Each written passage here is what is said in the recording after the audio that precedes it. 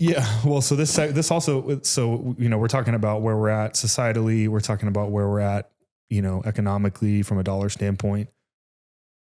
And it kind of segues into what are some of the other things that happen at the end of cycles like this and how can they go really, really wrong? And so I saw this Twitter post, which is something that I've been aware of, talking about fertility rates. Yeah, it's definitely become, ironically, he says no one's talking about it, but it's definitely become more prevalent in conversations. It is. And if you do study geopolitics, like it's something that's very interesting to me, you read the books, you listen to the people who are the authorities there, you see this trend, right? So here's what the post says. It says, the biggest story of our lifetime no one is talking about, coming from Justin Hart. Shout out Justin Hart. When we hit 1.3, it's the lowest low, a demographer's term. No society in history of the world has ever come back from that level. Greece, Italy, Japan, Ukraine, Hong Kong, most of Europe. It says the article snapshot says U.S. fertility rate falls to record low. Fewer babies were born in 2023 than any year since 1979. 1979 being, almost 40 years after the end of World War II. Oh. And then the little snippet says American women are giving birth at record low rates. The fertility rate fell to 1.62 births per woman in 2023, a 2% decline from a year earlier. Federal data released Thursday showed it's the lowest rate recorded since the government began tracking it in the 1930s. So why is this a problem and why should we be concerned as a society, as entrepreneurs here in the United States? Well, I mean, just thinking business and culturally, if you don't have children, you don't have future. You don't have a future. You don't have future generations. You don't have the cycles of life, the security, the caring, the provision. Like, you don't have that. You die off. And some of the things that we're seeing, like Russia, China, where they have a population, an older population that's now higher population of old people than young people. Right. And that's a challenge in a workforce, right? Because you don't have people to step up and care for them. Simultaneously, the burden from the older generation is now weighing on the younger generation outnumbered by way of taxes, right? And so we run that risk. Not only are people getting married later, having kids later, but they're also just having less children. Dinks. Would you say? Dinks. You remember those videos popping up recently? We're dinks. Double income, no kids. Oh, yeah. And we're proud about it.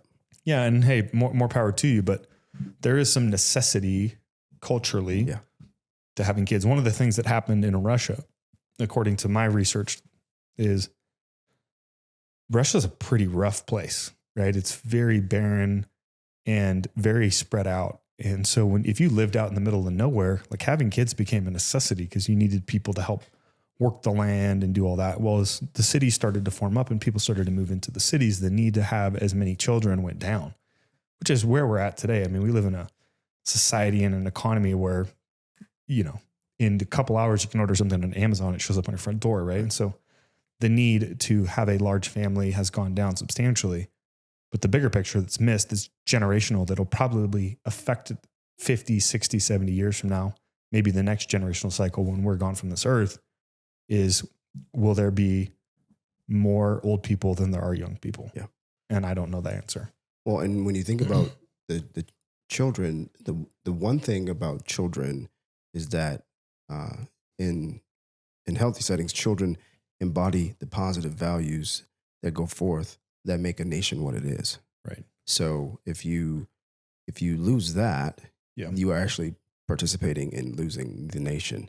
And so, like we saw in our clip last week, right, where the gentleman was like, look, we're coming to your country and we're having more kids than you. Yep. So we're going to take over your country by way of multiplying our value bearers in your nation. Yep. And so I think it's interesting too, just like the generation that came up behind me, like 2003 was the last year that kind of the world existed without social media. And so the power of being connected also has a negative impact is too, you just see so much horror, like bad stuff happening in the world, that there's this generation that's like, man, I don't want to bring up kids in this world. Dude, it's so funny that you bring up an important point, the power of media, because even, I have 4 children and people think I'm Mormon or something, but one of the things you see is the power of media. To your point, most people, a lot of women live lives where they're actually terrified of childbearing or bringing a child, literally the actual labor, pregnancy. Because what do the movies show you?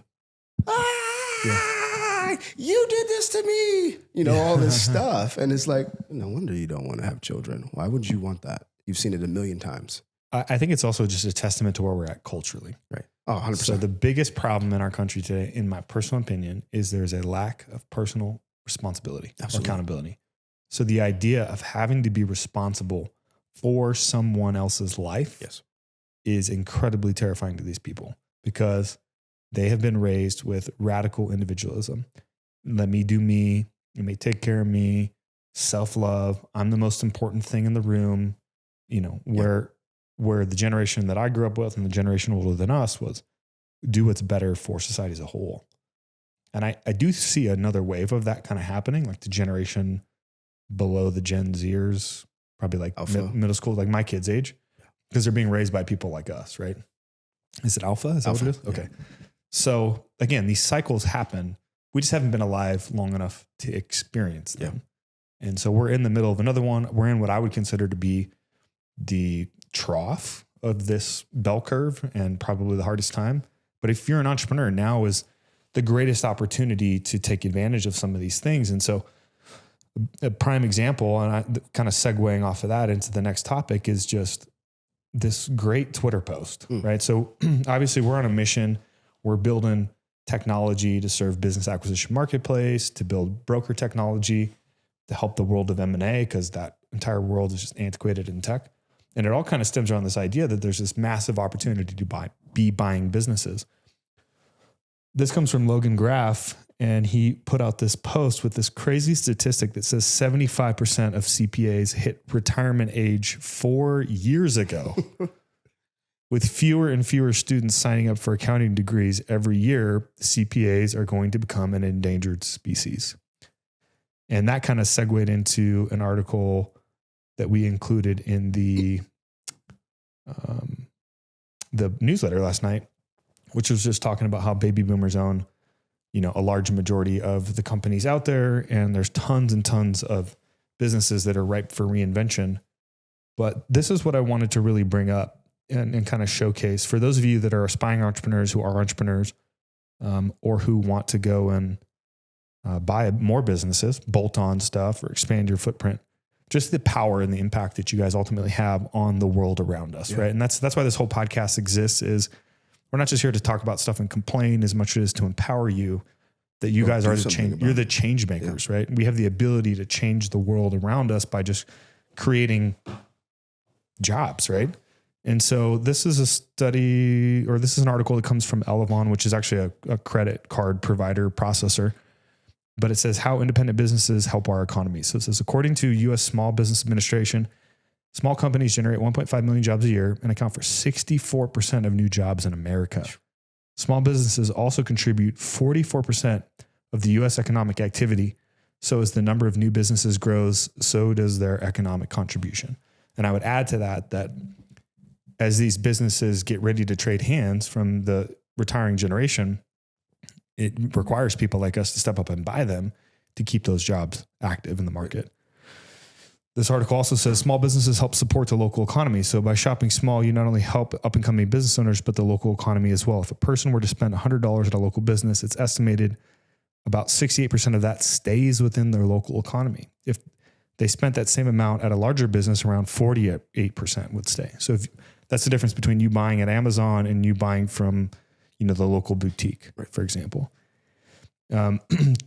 Number 2 was charitable and innovative contributions. So small businesses not only contribute economic benefits to their community, but also charitable and innovative ones as well. Research shows that 50% of small business owners donate to charity, with 42% of that portion donating up to $1,000. Along with the charitable donations, independent businesses also produce 16 times more new patents per employee in comparison to large patenting firms. And then number 3, boost environmental sustainability. Independent businesses not only provide economic benefit, but environmental ones as well. Big national chains can cause large environmental impact, but they outsource many of their products, which requires lots of transportation. Small businesses often source their products locally, which is more sustainable, help reduce the environment effect caused by vast amounts of transportation. And so kind of the whole point to all of this is we can sit and bitch about the economy. We can sit and talk about why the dollar's bad, what's happening with our government printing money, blah, blah, blah, blah, blah, blah. But the truth is it's really up to us to get out there and like do something about it. Well, and you see too, that literally without being like hyperbolic, small business entrepreneurship is the way. It is. If you can make a ton of impact. Like not everybody has to go be Elon Musk. Exactly. Yeah. Not everybody has to be the next Jeff Bezos. In fact, the majority of you aren't. The majority of us aren't. We're just going to end up in boring businesses, helping people within call it, 10 to 100-mile radius from where we live. You're going to help them live prosperous, secure lives. Correct. While they have babies, tons of them. Lots of them. and we do talk about politics on this podcast, but like the other point of that is like entrepreneurs are the ones that are investing in schools. Entrepreneurs are the ones that are building the libraries. Entrepreneurs are the ones that are doing the development and partnering with the local municipality in order to, do some big development that they can't afford to do on their own. Correct. And so it is up to us. We are the change makers. Absolutely.